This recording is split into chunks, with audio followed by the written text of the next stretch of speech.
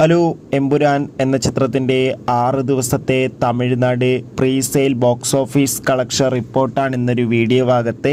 വീഡിയോയിൽ മുൻപ് video like ചെയ്യുക, ചാനൽ സബ്സ്ക്രൈബ് ചെയ്യാൻ വേണ്ടി ശ്രമിക്കുക.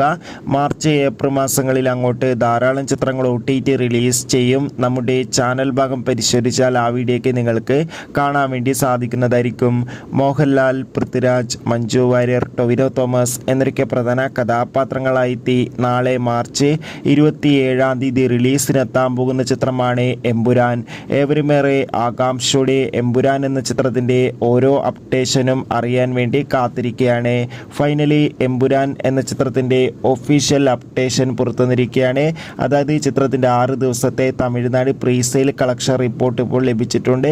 നിലവിൽ കിട്ടുന്ന റിപ്പോർട്ടുകൾ പ്രകാരം പ്രീ സെയിലിലൂടെ 1.5 കോടിക്കടുത്ത് കളക്ഷൻ നേടിയെടുക്കാൻ വേണ്ടി സാധിച്ചു എന്നാണ് ട്രാക്കിംഗ് റിപ്പോർട്ടുകൾ സൂചിപ്പിക്കുന്നത്. കാത്തിരിക്കാം. Bye bye.